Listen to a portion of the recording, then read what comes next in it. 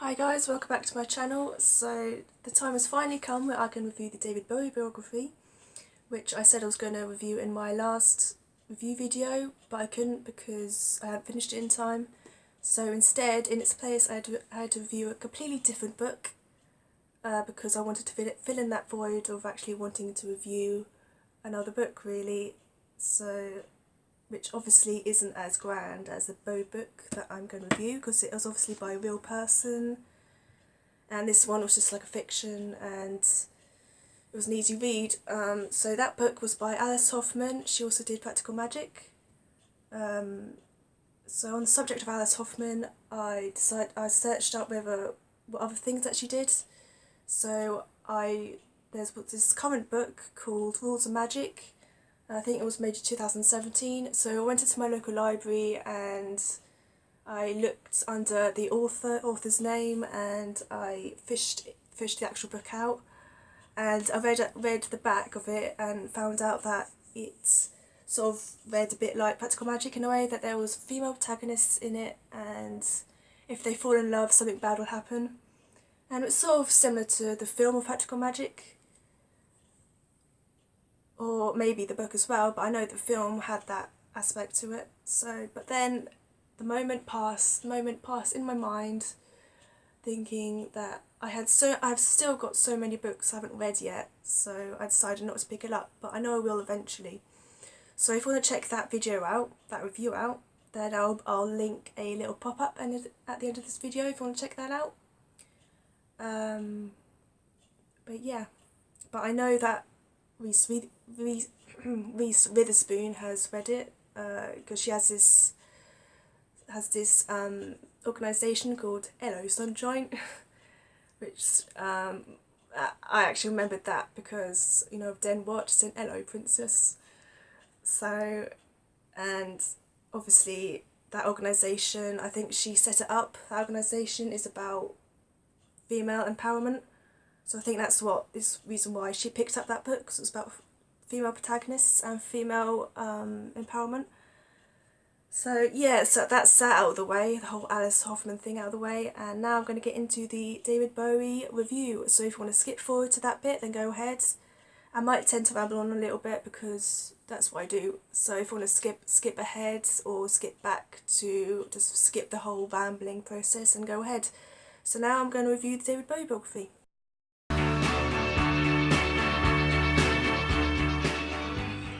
Change of camera angle because I don't know how to set it up properly. I'm using this like music stand, so it's not like a proper stand at all.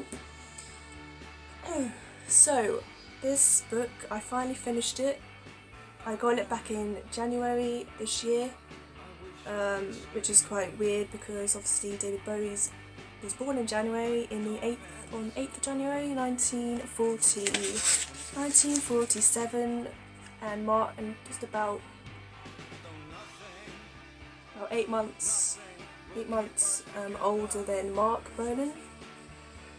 But yeah, it took me like months to read it. Then I know it's April now, and it took me 2 months to read it. Well, not really, because obviously I was in the right state of mind to actually read all of it, but I did manage to. As you can probably tell, I've got a cough going on, so I'm not exactly that well, but I'm wanting to do it because me finishing this book, it was fresh in mind, so I just wanted to do it today. It won't be a spoiler review, it will be a spoiler free, so of course you'll have to check it out for yourself. I know it sounds a bit, I can't think of the word, I know it sounds a bit pompous, but I think you have to, especially with those of you who've actually lived through the 70s and actually grew up with David's music. Obviously you know it, and obviously I'm not even 30 yet, I'm almost 30, so obviously I didn't live through the 70s, so I sort of wish I did. So yeah, I obviously picked up this book. It's by Leslie Ann Jones. She also wrote a book with the Mark Bolan one, which obviously I got for my birthday last year. For obvious reasons really, because I like her writing style. She includes reference points at the end and everything to back up her queries and everything. So she goes into detail about David's career and about everything really, because she knew him as a person. She, as a young girl, she was introduced to him at his house in Beckenham, which was in Kent, and she expected to find Angie there, Angie Bowie, which she wasn't very highly praised in this book, I have to say. She was quite negatively put down. Her son, Duncan, doesn't have any contact with her, which obviously finds out in this book. So she was introduced to this, she was actually invited to a performance in Beckenham in Kent, where she lived, the author lived. It's because she went to school in Kent. She grew up in Kent with her best friend Lisa. She was invited to a performance by her best friend Lisa's mother, Hi Money, who was an Asian, or probably still is, a sports photographer, who was invited to a performance in Beckenham in 1969 in a Three Turns pub to see the famous sitar player Ravi Shankar, who Mark Bolan was inspired by. So obviously, David was there and so was Mark, but again, I don't think they were famous at the time. They were young, 1969, I think, about 18 or something like that, I think. So yeah, so that was that. So those two happened to be there.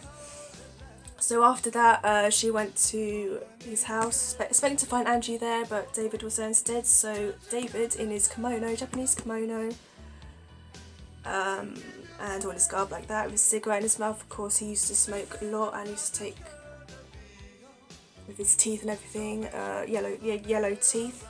So he invited them in and they had a good chat, actually, considering how mature he was of actually introducing young girls into his home. I know how weird it sounds, but so he invited in for a chat and a tea, and it just went on from there, really. Of course, Leslie was a huge fan of David's since she was young, and so it just goes on from there, really, from all his career. And what I liked about this book is that it's, again, with the Mark Bolan one, it went through the whole 50s, late 40s, early 50s, and who David was inspired by, like Little Richard, and how he was a pioneer of the music that we have today, because obviously he was different, and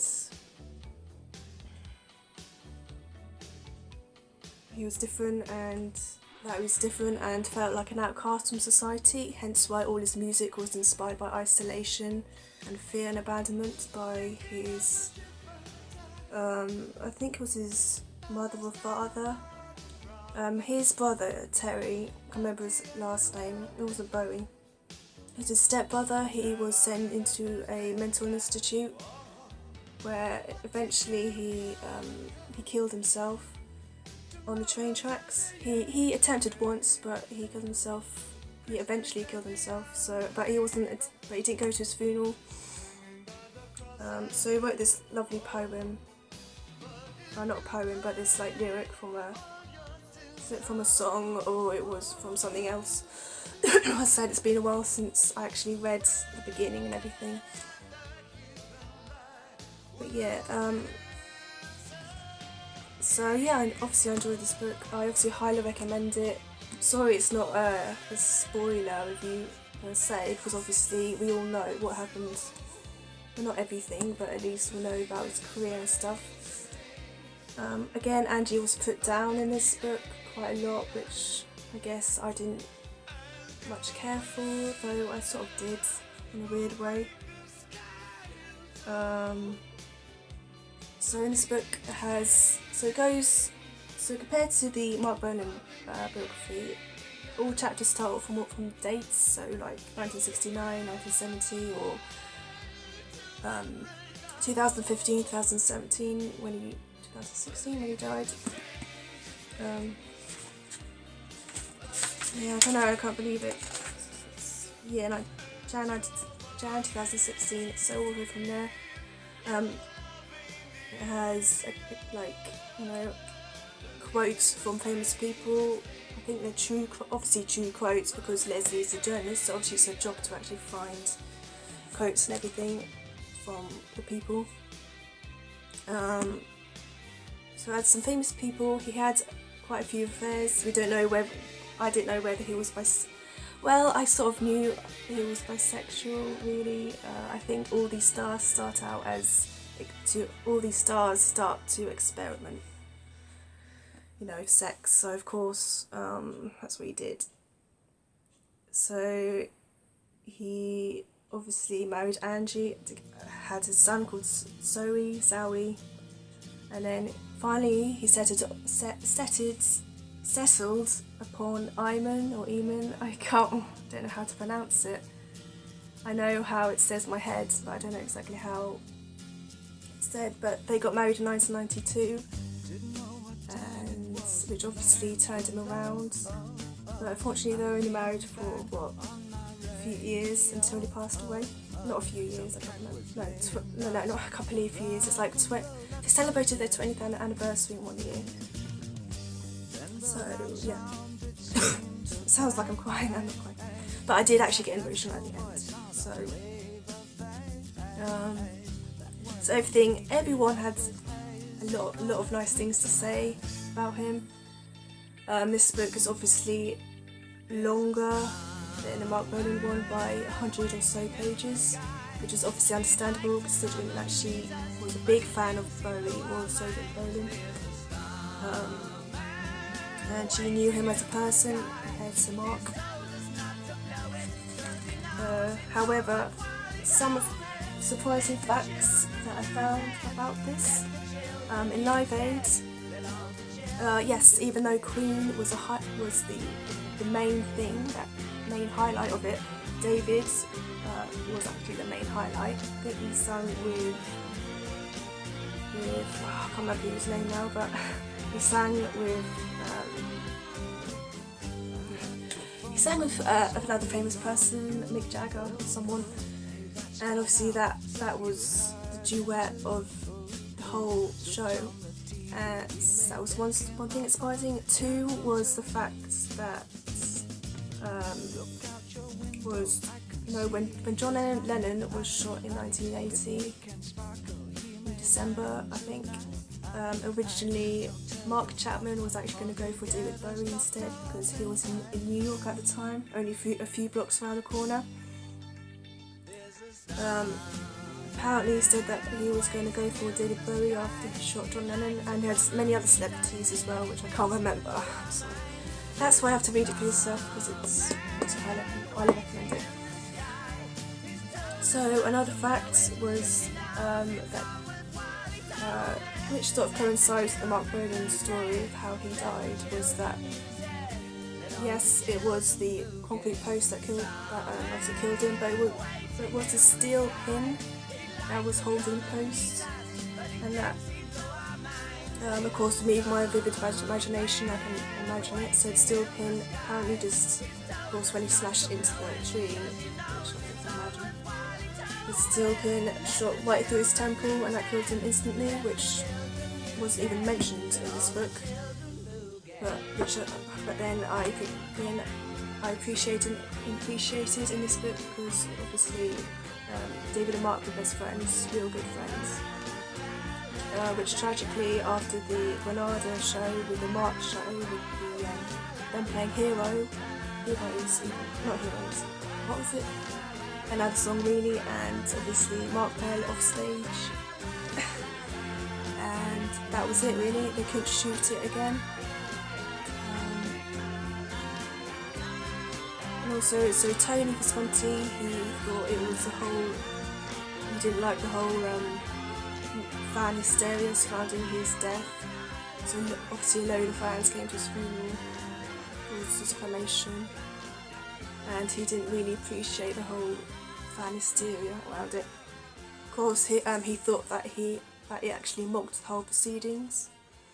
Another thing was that I originally thought was that I thought David was Bowie and Bolan's godfather, but in fact it's Ringo Starr. So that was quite another surprising fact. David also created 2 internet sites, one called Bowie Net and Bowie Bank, which obviously the Bowie Bank was about financial things, which wasn't successful at all. But obviously hearing that, you think of it obviously being very shady, and but the Bowie Net was for Bowie fans to come and contribute to him, and he actually set up the site, so which was very good because he could actually be incognito or not, or just be himself and just do stuff in there. During his last tour, he became afraid of flying, especially after the tour, which obviously the transatlantic tour. I remember what year that was. He also denied CBE in 2000 and a knighthood in 2003 because he thought he wasn't really worthy of it, and something to do with that. It's he was his own person. They didn't think that having this like staff or anything in his name would really contribute anything.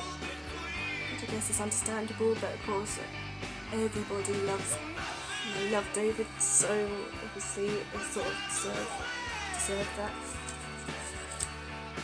Okay, lastly, thing I was surprised about was that he started writing a book about first female Eunice, but he didn't really finish it. He didn't think he was going to finish it because it was going to be a really large book. So that was surprising. Write his own book, and that brings me to his first career that he was going to go down. He was going to become a painter, an artist, but when he was introduced to a guitar or something, he wanted to go down the musical route, and his mate George Underwood obviously influenced his decision. Also, the story behind the whole eye thing is that I think that it was first up, maybe it was due to like a mutilation, a pigment of some sort. But then I think I remember reading in here that it was due to an accident that his mate punched him in the eye for saying something really ill to me of his girlfriend at the time. This was back when he was like a teenager.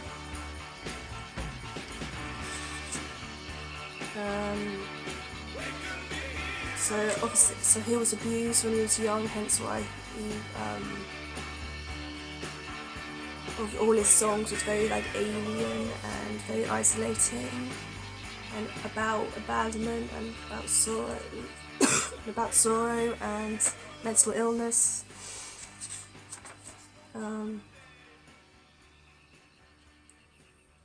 So obviously he accepted failure, but he picked himself back up again many times.